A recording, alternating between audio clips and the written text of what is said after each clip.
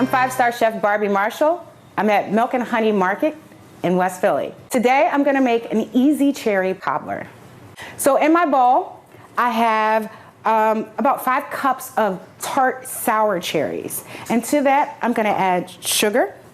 It's gonna have to be a lot of sugar. If you use Bing cherries, which is fine, you're gonna reduce the sugar by half because the tart cherries really need the extra sweetness. And just because they're tart doesn't mean they don't need a little acid, so I'm gonna add half the juice of a lime, 3 tablespoons of tapioca. I'm gonna use tapioca instead of cornstarch, and 1 teaspoon of almond extract, or what I have is almond emulsion. It's just something that I like. I'm gonna do this early so that these cherries can actually sit and marinate a little bit right in the baking dish. Just as I finish it up, I'm gonna add just a half a twist of salt. Salt's a flavor enhancer, so it's just really gonna make the flavor of those cherries pop. Right into an 8x8 baking dish I go with the cherry, the juices, and all the ingredients, and they can sit there and marinate while I make the cobbler topping. To make our easy topping for our cobbler, I just have flour, to which I'm gonna add salt, and I've cubed up some butter. It's really cold. I'm gonna take my pastry blender, and I'm just gonna cut that butter until it resembles kind of like cornmeal.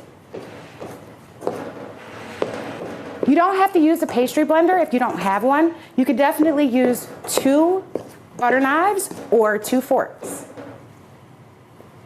This is about the perfect consistency that you're gonna want for your cobbler topping. To these crumbs, I'm gonna add a cup of buttermilk and just stir to incorporate. I'm gonna top my waiting cherries with the cobbler topping.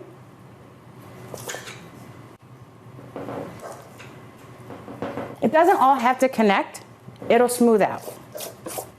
The reason that I use buttermilk is because it just adds a nice little touch of acidity and flavor to that topping. Here's our cobbler ready to go in the oven, and it can go on 425 for 35 to 40 minutes.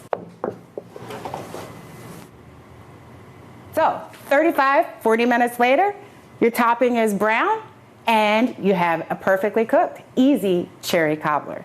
You can sprinkle the top of your cobbler with a little powdered sugar and take this to your favorite picnic or your friend's house and be sure to wow. I'm 5-star chef Barbie Marshall at Milk and Honey Market in West Philly, and this is an easy cherry cobbler recipe.